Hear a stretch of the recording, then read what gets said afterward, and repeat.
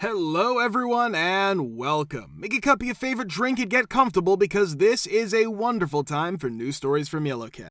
Send your own stories in the comments below and maybe they'll be in our new video. Subscribe to the channel if you're not subscribed yet. Let's get started. Bosses of Reddit. What's the craziest thing a worker has done at work? Did you fire them? Part 6. I have a lot of stories about this guy. He interviewed with me and my former boss for an IT job. I got a really weird vibe from him, but my boss liked his CV a lot. Had a lot of things like Cisco certification course teacher, and I wasn't gonna fight it, so he got the job. Day 2. He put a 3-foot-long RC helicopter in his office after bringing it in. Day 3. He was told to order himself a laptop because that was part of his job. He did this and bought the most expensive computer he could find, which cost $10,000 and was made of titanium. Day 4. He bought a leather office chair with massages built in. Day 5. Big argument with my boss, and he was told he couldn't do anything without me approving it first.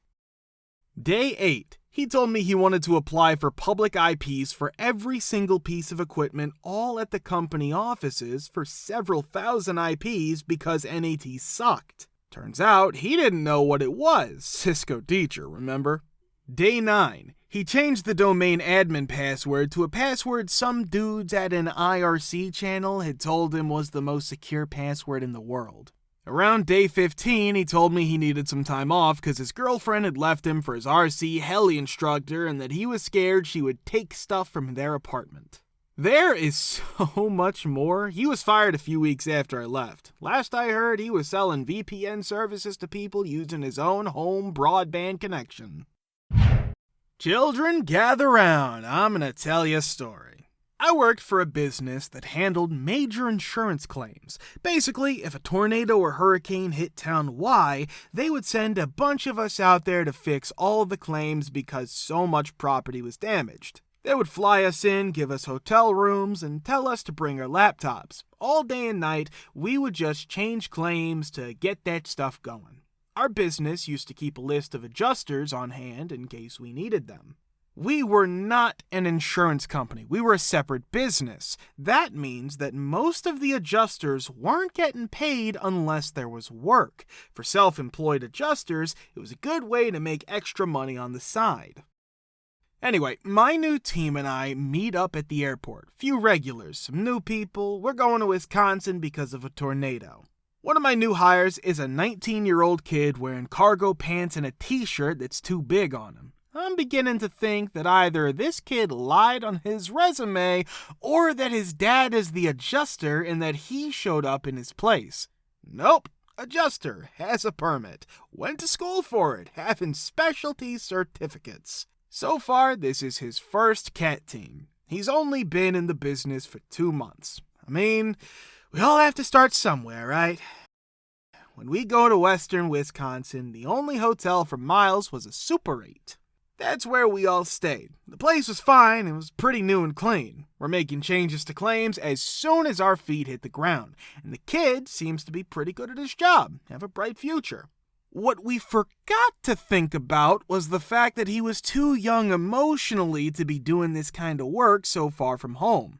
After 2 days, he got incredibly mopey because he missed his girlfriend. Then he started snapping at people, us and clients, because he was convinced she was cheating on him. So, out of a combination of spite and loneliness, he decides he's gonna sleep with a local. As many locals as are willing to sleep with him, actually. We had been gone for a total of 4 days. On day 9, we were out just shy of 2 weeks. He's gone. I don't mean mentally, I mean he disappears. Took me a few hours to figure out what was going on, until I learned that he changed his return flight to leave that morning. He just left and went home because he couldn't stand not having his high school girlfriend with him anymore. Even worse, I had to rent his room because they wouldn't let anyone under 21 rent a room. The manager tells me to come in. The room is a mess. It stinks awful. It was sticky on everything. It looked like there were a lot of dirty dishes. It was full of old pizza in the trash can. Sandwich pieces were half-eaten and lying under the bed. The mirror was broken. On his first day, he put up a do not disturb sign and never let them clean the place. On top of the mess, he also had been using the room phone, cell service was S, to call across the country to talk to his girlfriend all night. I wasn't a boss, and it wasn't what the guy was fired for per se. It's what else we found out he was doing after he was fired. He was the lead maintenance tech at the warehouse where I worked as a cleaner. Being a janitor, I walked around the warehouse several times a day and talked to a lot of people, so I knew everything about it. Anyway, he finally lost his job because of some silly things. He always said he was working, but he would disappear for hours after clocking in.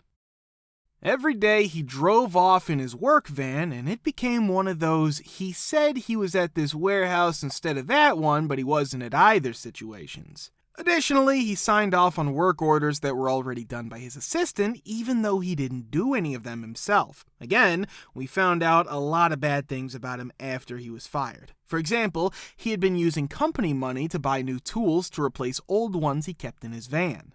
He would get money to buy a needed tool, then make a copy of the receipt and give it to the person in charge of buying things for the company. Then, he would trade his old tool in for the new one, take the old tool back to the store with the original receipt, get his money back, and keep it. He did this until his van was full of tools worth several $1,000s. When they fired him, no one in charge thought to check his van. He just drove off and never came back. A lot of tools were later found missing. It turned out that none of the original security cameras in the warehouse worked because he had been taking them apart and selling the parts while telling us they were all broken. Add to that, it was rumored he was an addict at the same time because his assistant supposedly found illegal substances on his desk or something. Hard to say though, since that same assistant was later fired and the new guys who took over while he was on his last days swore he smoked illegal substances a lot. Reddit who has an a-hole neighbor / HOA, what's your story? Part 6. I couldn't really call her an a-hole neighbor, but she was the worst neighbor we've ever had. She would tell the city council and police about everything we did. I do need to say that she was probably over 70 and we were students. We left a letter for each neighbor in their mailbox the day we moved in, telling them who we are, what we do, and how to reach us in case we need to talk about something. We also told them about our housewarming and birthday party the following weekend and asked them to let us know if they had young children or any other reason they didn't want us to be loud at the party. If not, the music will stay on until 2200. Not a single answer came in. The music stayed on until around 2200 when the police showed up. A neighbor called to say there was too much noise. We were shocked, so we showed the officer the letter we had sent to all of our neighbors. They didn't mind, so we turned down the music and they were off. Okay, so someone called the police instead of one of those 4 numbers we put on the letter. I guess the tone is set. A few weeks later, we had a Christmas dinner with 5 friends for a total of 9 people. The police show up again, even though there's no music playing and no one outside. The police say they were called about an illegal house party with at least 50 guests. They were invited in and told to find the other 40 people. They agreed that the complaint was baseless and continued their journey.